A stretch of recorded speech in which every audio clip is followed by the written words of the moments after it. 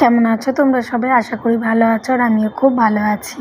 আমার আরেকটি ব্লগে তোমাদের অনেক অনেক ওয়েলকাম। আজকে আমি এসেছি আমার বাবার বাড়িতে, আর এসেছি একটা বিশেষ কারণে। তেমন কোনো বিশেষ কারণ নয়, এসেছি খেতে। তার মানে হাঁসের ডিম রান্না করব আজকে বাবার বাড়িতে, তো তার জন্যই আসা। আরও বেশ কিছু কয়েকটা আইটেম আজকে রান্না করার প্ল্যান আছে, এখন জানি না কত দূর কী হবে। আর এই যে হাঁসের ডিমগুলো দেখছো, আমার ভাই তার বন্ধুর বাড়ির থেকে নিয়ে এসেছে। তার মা সুন্দর করে পরিষ্কার করে ডিমগুলোকে দিয়েছে। আর প্রত্যেকটাই কিন্তু এখানে হাঁসের ডিম, সাদা লাল বলে আবার অন্য ডিম ভেবো না। তো এই ডিমগুলোই রান্না হবে। ডিমগুলো কিন্তু বেশ বড় বড় ছিল, খুব বড় বড় ছিল ডিমগুলো। খুব সুন্দর পরিষ্কার করে পাঠিয়েছে। আর এটা নারকেলের দুধ দিয়ে ডিমটা রান্না হবে। আর নারকেলটা তোমরা হয়তো পাশে দেখতেই পাচ্ছ নারকেলটা। আর এই যে বাবা নারকেল কোড়াতে বসে পড়েছে। আমি এখানে শুধু ভিডিওই করব। আর বাবার বাড়ি আসলে মেয়েদের তো শুধু আরাম আর আরাম। শ্বশুর বাড়িতে দিন রাত খেটে মরে, আর বাবার বাড়িতে এসে একটু শান্তি খুঁজে পায়। হ্যাঁ, বাবা মা যতদিন আছে হয়তো ততদিনই আসা, ভবিষ্যতে হয়তো আর আসা হবে না, জানি না। আর মা এদিকে হাঁড়িতে আর কি মাটির লেপ দিচ্ছে, যাতে কাঠের উনুনে রান্না হবে, তো যাতে মানে কালিটা পড়লে তুলতে কষ্ট না হয়, তার জন্য। যদিও এটার মধ্যে রান্না হবে না, এটার মধ্যে একটা অন্য রেসিপি রান্না হবে সম্ভবত। এটার মধ্যে কি বলে ওটাকে, লাউয়ের পায়েস রান্না হবে। ওটাও রান্নার মানে চিন্তাধারা আছে। আর এই যে উনুনটা লেপে নিচ্ছে। উনুনটা একটু অ্যাভয়েড করো তোমরা সবাই। উনুনটা যখন শুকিয়ে যাবে না, বিচ্ছিরি দেখতে লাগবে, রান্নার সময় তেল মশলা ছিটে যাবে। তো মাটির উনুন এমনটাই হয়। এই যে ওইদিকে হয়তো দুধ বসিয়েছে গরম করতে, আর এই পাশে কড়াইতে ডিমগুলো সিদ্ধ দিতে বসিয়েছে। আর এই দিকে বাবা নারকেল কুড়াচ্ছে। আমার বাবা মাকে সবসময় হেল্প করে দেয়, আমার মেয়েও হেল্প করছে, ঘরটার মুছে দিচ্ছে, রান্নাবান্না হচ্ছে, এত কিছু নোংরা ধুলো বালি কত কিছুই লেগে থাকে না। আমার মেয়েও কাজে হাত লাগাচ্ছে, শুধু আমিই কিছু করছি না, এই আর কি। তো মা এদিকে মশলাগুলো সব কুটতে বসে পড়েছে। এখানে বেসিক মশলাগুলোই লাগবে, তেমন আলাদা করে কিছুই দেওয়া হবে না। ওই আদা রসুন পেঁয়াজ টমেটো লঙ্কা এগুলোই লাগবে। এই যে এখানে কাটা কমপ্লিট, পেঁয়াজ আদা রসুন সব একবারে মিক্সিতে পেস্ট হবে।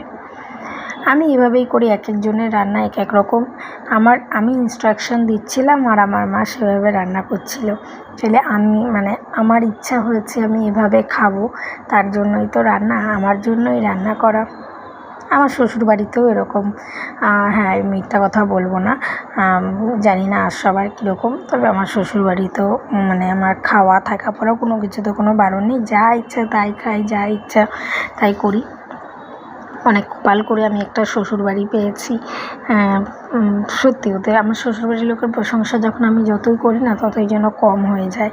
আর এদিকে না একটু জল গরম করে নিয়েছিলাম। ওই যে নারকেলটা বাবা কুড়িয়ে রেখেছে, ওই নারকেলের মধ্যে গরম জলটা দিয়ে দিল। আর তারপরে জলটা ঠান্ডা হওয়ার পরে মা এটার থেকে দুধ বের করে নিচ্ছে। এই গরম জল দিলে না দুধটা বের করতে একটু সুবিধাই হয়।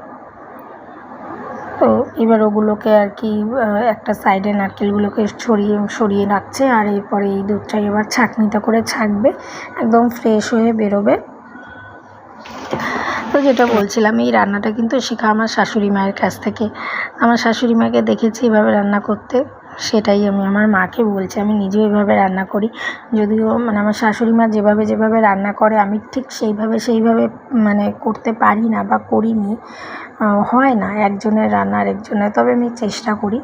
আমার শাশুড়ি মাও আমাকে সব কিছু শেখায়। বিয়ে করে শ্বশুরবাড়িতে যাওয়ার পরের থেকে আমি তো কিছুই রান্না করতে পারতাম না, কিন্তু আস্তে আস্তে একটু আধটু এখন শিখেই গেছি। বেসিক কোন জিনিসে কী দিতে হয় এইটুকু অ্যাটলিস্ট মোটামুটি জানি। আর এই যে আমার মেয়ে বাবাকে জড়িয়ে ধরে আছে, কারণ মা ওই যে মিক্সারে পেস্ট করছে মশলাটা, আর মিক্সার চালালে আমার মেয়ে ভয় পায়, সামনে যাকে পাবে তাকেই জড়িয়ে ধরে রাখবে। বাড়িতেও এরকমটাই করে। এই যে দুধটা একদম ফ্রেশ দুধ বেরিয়ে গেছে, আর ডিমটাও সিদ্ধ হয়ে গেছে। ডিমটাকে এখন ফাটিয়ে খোসা ছাড়ানো হবে। এই ডিমের খোসা ছাড়ানো তো খুব ভালো লাগে, কিন্তু এই হাঁসের ডিম দেশি মুরগির ডিম এই দুটো না বড্ড প্রবলেম করে খোসা ছাড়াতে গেলে। ওই যে ডিম অর্ধেক উঠে চলে আসে। আমি আর মা দুজনে মিলে ডিম ছাড়াচ্ছিলাম, আর কিছু করি আর না করি এইগুলো তো করা চাই।